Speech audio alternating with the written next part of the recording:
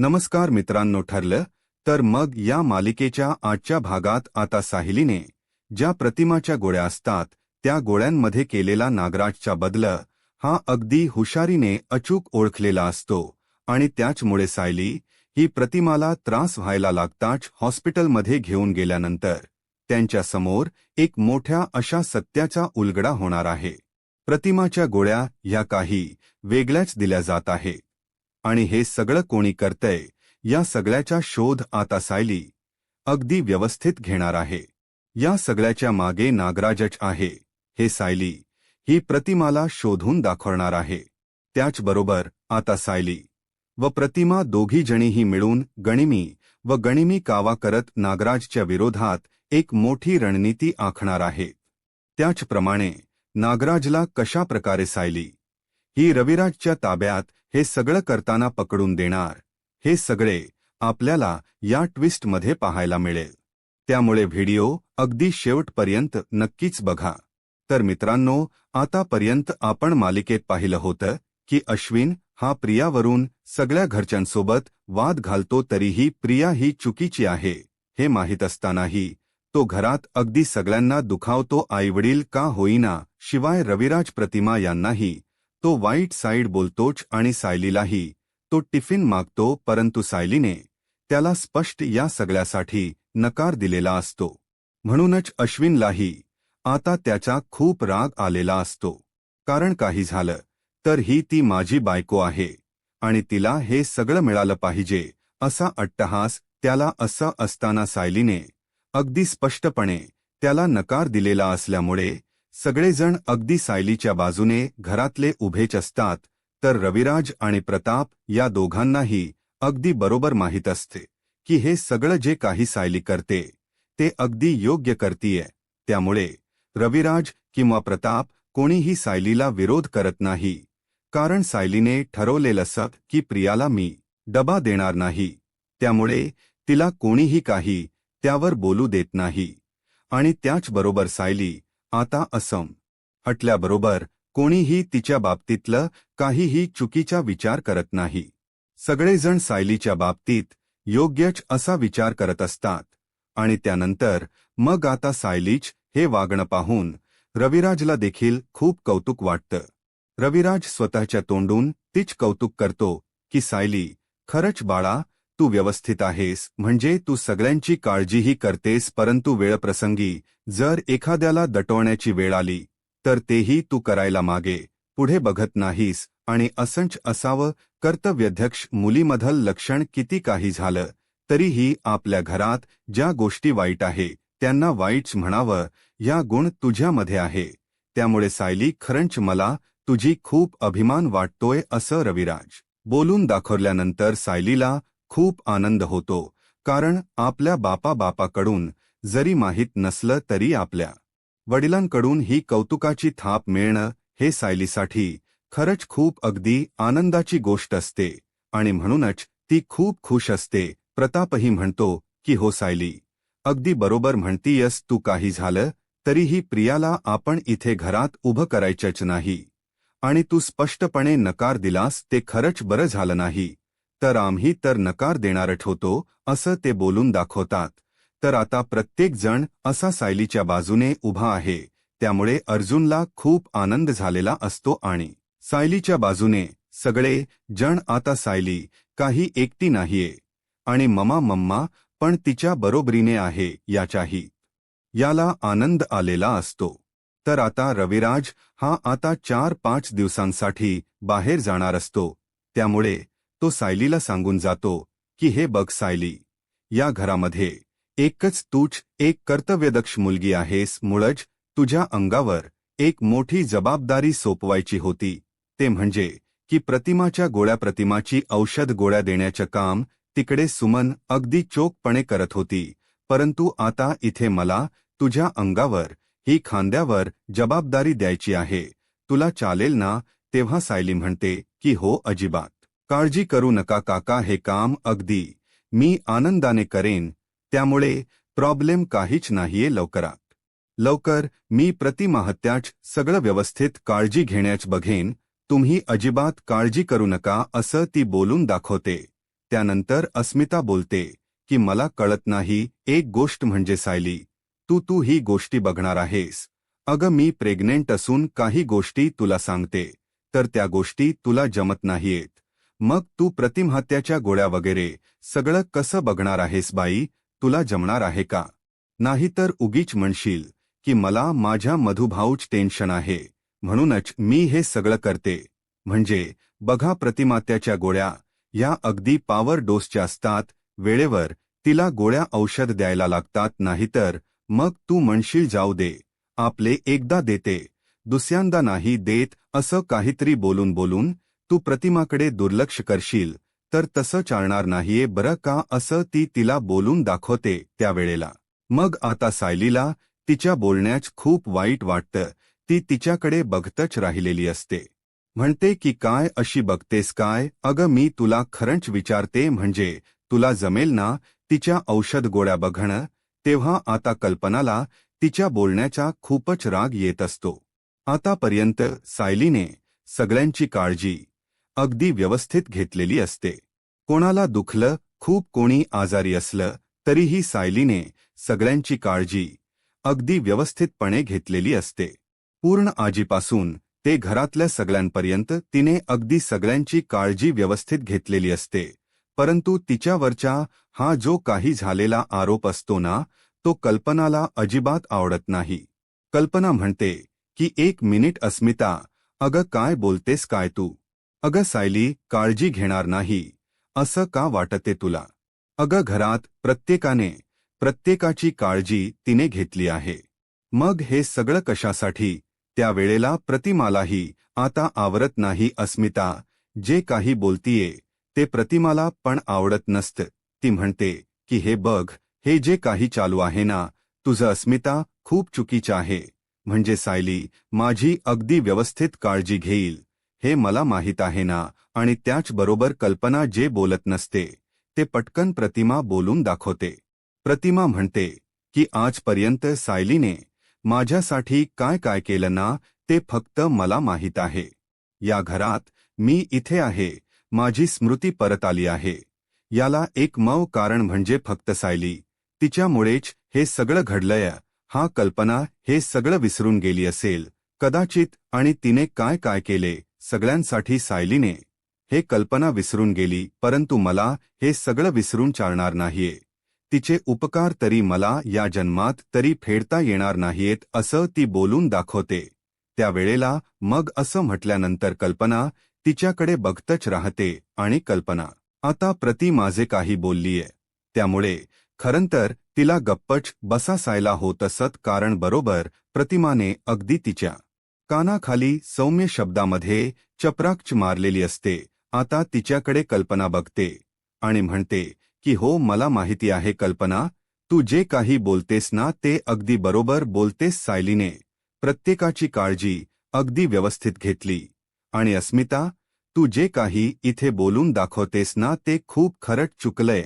हे अजिबात असं तू बोलायला नको व होच. आणि तुझी काळजी तिने किती घेतली आहे तुला माहीत नाहीये का? अगं तुझी ती लाडकी जिच्या मागे मागे तू करायची तन्वी, त्या तन्वीने तुझ्या बाबत काय वागलेली हे तुला माहीत आहे ना, पण तरी तू असं कसं वागू शकलीस?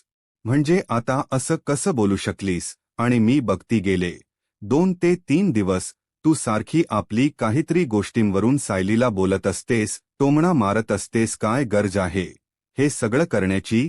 तेव्हा आता कल्पनाची ही बाजू सगळ्यांसमोर अखेर उघड झालेली असते. अस्मिताला नेहमीप्रमाणे ओरडून सायलीची बाजू अखेर कल्पनाने घेतलेली असते. त्यामुळे सगळ्यांचा आता जो प्लन असतो तो यशस्वी झालेला असतो. आणि सायलीच्या बाजूने कल्पनाने ठामपणे मत दिल्यामुळे आता कल्पना आणि सायली यांची पुन्हा गट्टी जुळणार असते. त्यामुळे त्या अगदी खुशच असतात. आता सायली म्हणजेच प्रतिमाचा जो काही प्लान असतो, म्हणजे ती ज्या मोटिव्हसाठी सुभेदारांच्या घरी राहायला आलेली असते, तो तर पूर्ण होत असतो. कारण काही झालं तरीही प्रत्येक वेळेला कल्पना ही सायलीच्याच बाजूने कौल देत असते. त्यामुळे काही झालं तरीही प्रतिमाला आता आनंदच असतो. आता सायली म्हणते की हे बघा प्रतिमा, त्या मला ना इतका आनंद झालाय म्हणून सांगू म्हणजे. आई ना रोज रोज एक पाऊल माझ्या दिशेने टाकतायत असं वाटते मला. किती काही झालं ना तरी आई या माझ्या बाबतीत चुकत नाहीयेत असं वाटतंय. कितीतरी दिवस त्यांच्या डोळ्यावर पट्टी बांधली गेली होती. कदाचित तुम्हाला वाईट वाटेल, परंतु तन्वीमुळे ते सगळं व्हायचं. तन्वी घरातल्या सगळ्यांच्या मनात माझ्याविषयी विष कालवत होती, परंतु आता ती नाहीये तर सगळ्यांना बरोबर समजतंय. म्हणजेच स्वतः कल्पना आईलाही असंच वाटते की त्या म्हणजेच माझ्या बाजूने आहे किंवा त्यांना मी आवडते. हे आता सिद्ध झालंय. आता हे सगळं ऐकून प्रतिमालाही आनंद होतो. प्रतिमाला ती म्हणते की बरं आपला हा आनंद आहे, परंतु माझ्यावर आणखी एक मोठी जबाबदारी आहे. ते म्हणजे की तुमच्या गोळ्या औषधं मला सगळं व्यवस्थित बघायचंय. त्यामुळे आता सायली ही प्रतिमाची अगदी व्यवस्थितपणे काळजी घेत असते. तिचे खाण्यापाण्याचे खाण्यापिण्याचे पथ्य, त्याचप्रमाणे तिचे गोळ्या वगैरे सगळं काही व्यवस्थित ती बघत असते. आणि त्याचबरोबर आता त्या गोळ्या बघत असताना ज्या नागराजने एक मोठा प्लॅन केलेला असतो, त्याला सुमनकडून समजलेलं असतं की काही दिवसांसाठी प्रतिमा ही सुभेदारांकडे माहेरी राहायला जाणार आहे. त्यामुळे नागराजने अगोदर तो प्लॅन आखून ठेवलेला असतो. आता सुभेदारांकडे गेला म्हटल्यावर प्रतिमाकडे गोळ्या दिल्या जाणार आणि याची जबाबदारी हा कुठल्यातरी व्यक्तीकडे म्हणजेच सायलीकडे किंवा कोणाकडे तरी रविराज दादा हा नक्की सोपवणार. म्हणून नागराजने तो सगळा प्लॅनिंग केलेला असतो आणि तिच्या गोळ्यांच्या मध्ये डब्बीमध्ये ज्या नेहमीच्या गोळ्या म्हणजेच ज्या प्रिया मागवायची त्या गोळ्या या त्या डब्बीत ठेवून दिलेल्या असतात, जेणेकरून त्यांनी तिला त्रास व्हावा आणि तिची मेमरी परत येऊ नये याच्यासाठीच नागराजने हा सगळा प्लॅनिंग केलेला असतो. आणि म्हणूनच आता सायली नेहमी प्रमाणे तिला काहीच माहीत नसतं. ती त्या गोळ्या देण्याचं काम करत असते आणि त्या गोळ्या जेव्हा ती देते तेव्हा म्हणजे प्रतिमाला थोडफार गुंगीच येते आणि ती झोपत असते. त्यावेळेला मग दुसऱ्या दिवशी त्या गोळ्या खाल्ल्यानंतर हाय पॉवरच्या गोळ्या असल्यामुळे प्रतिमाला थोडंसं शक्कर सारखं व्हायला लागतं. तेव्हा मग सायली म्हणते की काय झाले प्रतिमा, त्या तुम्हाला कसला त्रास होतोय. तेव्हा मग प्रतिमा म्हणते की अगं सायली, मला कळत नाहीये. म्हणजे ना एरवी तर असं होत नव्हतं, परंतु आज मी हा गोळ्यांचा ढोस घेतलाय आणि मला असं चक्कर आल्यासारखं होत होतं. नक्की काय मला काही समजत नाहीये. आणि पुन्हा ती घाबरल्यासारखी करते. तिला जसा झटका लागायचा म्हणजेच कुठल्या गोष्टीची भीती वाटायची तशी ती करायला लागते आणि अगदी रडायला लागते आणि ती रडत असताना घाबरते देखील. सायली सायली मला काहीतरी होतेय, माझं डोकं न वर करतंय. सायली खूप घाबरते. ती म्हणते की बापरे प्रतिमा, हे काय होतेय तुम्हाला. म्हणून सायली प्रतिमाला जवळ घेते आणि म्हणते की तुम्ही शांत व्हा, तुम्हाला काहीही होणार नाहीये असं म्हणून ती आता तिला जवळ घेते. आणि जवळ घेतल्यानंतर प्रतिमा म्हणायला लागते की सायली प्लीज तू इथेच बसून राहा माझ्याबरोबर, कुठेही जाऊ नकोस. आता सायली तिला झोपायला देते आणि नंतर संध्याकाळी म्हणजेच उठवल्यानंतर प्रतिमा पूर्णपणे फ्रेश असते आणि तेव्हा तिला बरं वाटत असतं. परंतु अधूनमधून तिला असं वेड्याचे झटके त्या औषधामुळे येत असतात, कारण नागराजने नवीनच गोळ्या त्यामध्ये घातलेल्या असतात, ज्या की अगदी हाय पॉवर डोसच्या असतात. मग त्यावेळेला आता सायली ही प्रतिमाला म्हणते की आपण एक काम करूया, आपण हॉस्पिटलमध्ये जाऊया. तेव्हा प्रतिमा म्हणते की नको, हे आले की जाऊया. प्रतिमाला आता सायली म्हणते की नाही, मी रिस्क नाही घेऊ शकत प्रतिमा, त्या काहीही झालं तरीही रविराज काका येईपर्यंत मी नाही थांबू शकत. त्यामुळे प्लीज तुम्ही मला असा आग्रह करू नका, आपण जाऊया त्याच वेळेला. मग आता सायली आणि प्रतिमा या हॉस्पिटलमध्ये जायला निघतात आणि डॉक्टर डॉंगशी भेटल्यानंतर सायली त्या सगळ्या गोळ्या डॉक्टरांना दाखवते की हे बघा, या गोळ्या होत्या त्या घेतल्या होत्या. त्यामुळे त्यांना अगदी गरगरल्यासारखं झालं, घाबरल्या, घाम फुटला, चक्कर आली. नक्की काय हा प्रकार कसला आहे. तेव्हा आता प्रतिमाला ती म्हणते डॉक्टर श्वेता की बरं दाखवा, तुमच्या गोळ्या दाखवा, कोणत्या नेहमीच्या तर आपल्या गोळ्या चालू आहेत ना, तेव्हा मग प्रतिमा ती खाईल आणि त्या गोळ्या दाखवते. तेव्हा मग त्या गोळ्या पाहिल्यानंतर सायलीला डॉक्टर श्वेता म्हणते की 1 मिनिट, नक्की हा काय प्रकार आहे अहो? या गोळ्या कोणत्या आणि तुम्ही कोणत्या गोळ्या देताय? सायली म्हणते की सॉरी ॲक्च्युली त्या माझ्या आत्या आहेत आणि आमच्याकडे राहायला आल्यात, म्हणूनच मला माहिती नाहीये नक्की काय प्रकार आहे. तुम्ही प्लीज मला सांगाल का काही प्रॉब्लेम आहे का? तेव्हा मग ती सांगते की हो अगं, प्रॉब्लेम म्हणजे काय, खूप मोठा प्रॉब्लेम आहे. अगं सायली, या ज्या गोळ्या आहेत ना, या गोळ्या या फाईल प्रमाणे दिल्याच जात नाहीये. म्हणजे फाईलच्या गोळ्या तर दिल्या जातातच, परंतु त्याच्यापेक्षा उलटा रस तिला दिल्या जातोय, ज्याने या गोळीचा काहीच फायदा होणार नाहीये. सायली म्हणते की म्हणजे मला समजलं नाही नक्की काय, तुम्ही प्लीज मला सांगाल का? तेव्हा डॉक्टर श्वेता म्हणते की हो अगं, या ज्या गोळ्या आहेत ना, या तू तिला देतेस, परंतु या गोळ्या दिल्यानंतर तू अशी एक गोळी दिली जाते जेणे तिने या गोळीच काहीच काम होऊ शकत नाहीये.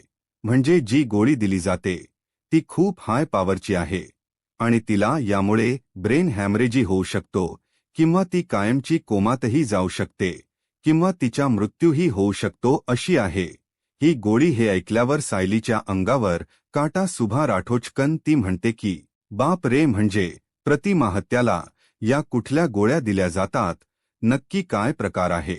तेव्हा इथे आता सायलीचे लक्षात येत असत. ती बाहेर येते आणि म्हणते की प्लीज तुम्ही या ज्या गोळ्या त्या नीट सांगा. मग सायली ज्या प्रतिमाच्या ठरलेल्या गोळ्या असतात त्या गोळ्या तर देणारच असते, परंतु ज्या वेगळ्या गोळ्या असतात त्या बाजूला काढून स्वतःकडे ठेवते, कारण सायली बाहेर आल्यावर हे सगळं प्रतिमाला सांगते आणि विचारते. तेव्हा तिच्या लक्षात येतं की हा सगळा प्रकार कोणीतरी घडवून आणलाय. घरातलीच व्यक्ती असेल जी गोळ्या बदलते, नाही तर कोण व्यक्ती येऊन गोळ्या बदलणार आहे सांगा मला? कारण सुमन काकू आणि रविराज हे तर करणार नाहीत.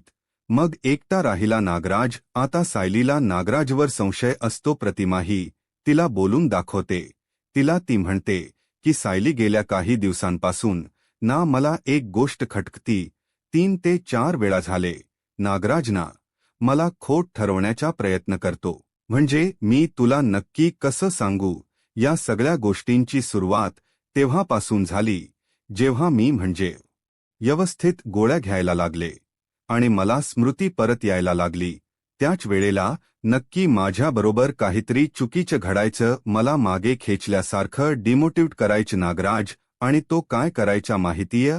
एक दिवस ना त्याने कुंड्याच घरात आणून ठेवल्या आणि मग सांगायला लागला की या कुंड्या मी आणल्यात म्हणून. खरंतर त्या कुंड्या मी आणल्याच नव्हत्या. नंतर 2 ते 3 दिवसांनी मला त्याने उशीने दाबून मारण्याचा प्रयत्न केला. सायलीला धक्काच बसतो की बापरे, हे सगळं काय आहे? तेव्हा मग म्हणजेच प्रतिमा म्हणते की नाही, मला ना या सगळ्यामुळे खरंच खूप हादरल्यासारखं झालंय. त्यानंतर मग आता ती म्हणते की आणखी काय करण्याचा प्रयत्न केला होता? तेव्हा मग ती म्हणते की अगं, उशी दाबल्यानंतर मला त्याच्या हातातल ब्रेसलेट दिसलं होतं, परंतु रविराज समोर त्याने ना म्हणजे साफ नकार दिला होता की मी तो नव्हतोच म्हणून.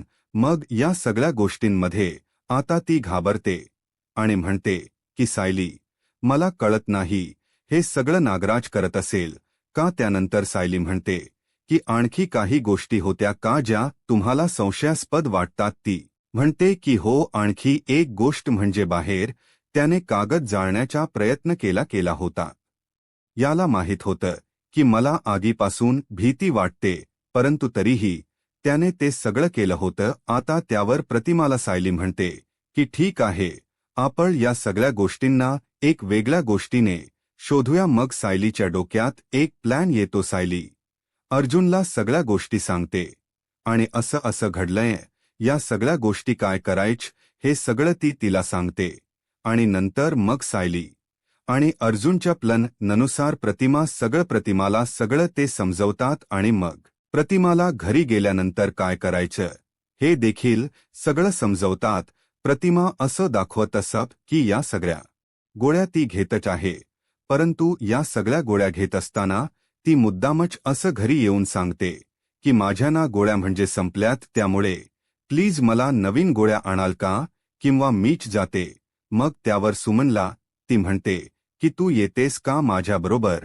ते त्यावर नागराज म्हणतो की अगं तुम्ही दोघी कशाला जाताय, मी आहे ना, मी आणतो ना वहिनीसाठी जाऊन गोळ्या, असं म्हणून आता तो त्या गोळ्या आणायला जातो आणि केमिस्टकडून त्या गोळ्या घेऊन येतो. आणि तो गोळ्या घ्यायला जात असताना नागराज म्हणतो की चला, म्हणजे माझ्या हाती आई तर पोलीतच लागल्या आता, म्हणजे या गोळ्या आहे या अशाच मी काही ना काहीतरी कारण काढून हिच्याकडे भरून ठेवत जाईन आणि या गोळ्याही खात राहील, म्हणजे काही चेक करणार नाहीये, काही नाहीये, कारण माझ्यावर पूर्ण विश्वास आहे.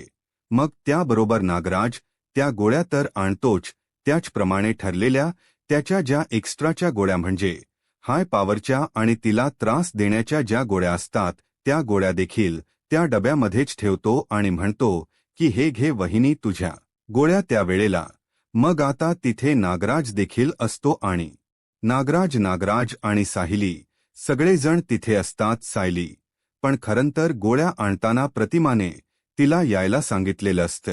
आता नागराजने त्या गोळ्या दिल्याबरोबर लगेच सायली अर्जुन म्हणतात की 1 मिनिट आत्या, तुमच्या त्या गोळ्या बघू, म्हणून आता प्रतिमा त्या गोळ्या द्यायला लागते. आणि गोळ्या दिल्यानंतर प्रतिमा ओपन करून बघते तर नेहमीपेच्या गोळ्या असतात त्याचप्रमाणे त्या हेवी पॉवरच्या नेहमीवाल्या गोळ्या त्या देखील त्याच्यात असतात. आता त्या गोळ्या पाहिल्यानंतर सगळ्यांना जबरदस्त धक्का बसतो. मग प्रतिमाला आणि प्रतिमा नागराजला म्हणते की हे बघा, या ज्या गोळ्या आहेत ना, या नेहमीसारख्या गोळ्या नाहीत. त्या दिवशी डॉक्टर श्वेता आपल्याला बोलल्या होत्या की या गोळ्या कोणीतरी, म्हणजे दुसरा डोस दिला जातोय का किंवा काय, तेव्हाही मला संशय आला, परंतु तुम्ही त्या वेळेला संशय घेतला नाही. पण आता हे सगळं सरळ आहे. तेव्हा मग सायली म्हणते की हो रविराज काका, हे जे नागराज काका आहेत ना, ते प्रतिमाहत्याला मुद्दाम चुकीचा डोस देतात, जेणेकरून या डोसमुळे त्यांना त्रास व्हावा आणि त्यांच्या ब्रेन हॅमरेज व्हावं किंवा त्या कोमात जाव्यात, आणि अशा परिस्थितीत प्रतिमा मात्याचा मृत्यू देखील होऊ शकतो. इतक्या डेंजरस गोळ्या आहेत या. तेव्हा मग रविराज म्हणतो की नक्की काय घडलंय, काय प्रकार आहे. तेव्हा सायली घडलेला सगळा प्रकार काकाला सांगते आणि मग तेव्हा नागराजला कळतं की बापरे, म्हणजे मी तर याच्यामध्ये फसलो. या सायलीने पुन्हा एकदा वाट लावली, म्हणजे ही डिटेक्टिव्हगिरी काही सोडत नाहीये. अर्जुन सायली या दोघांनी मिळून मला यामध्ये पुन्हा एकदा अडकवलंय. मग आता रविराज त्याच्यावर खूप चिडतो आणि म्हणतो की नागराज, अरे हे काय सगळं, आणि मी काय ऐकतोय प्रतिमाला, तू या ज्या काही गोळ्या देतोयस, या कसल्या गोळ्या देतोयस, नक्की कशाबद्दल आहे या गोळ्या. तेव्हा आता डॉक्टर श्वेता पडूनही या गोळ्यांचा खुलासा होतो. डॉक्टर श्वेताकडून समजल्यानंतर या गोळ्या ब्रेन हेमरेजच्या आहेत आणि या गोळ्या या एखाद्या माणसाला वेड करू शकतात. हे जेव्हा समजत तेव्हा आता रविराजला भयंकर राग येतो.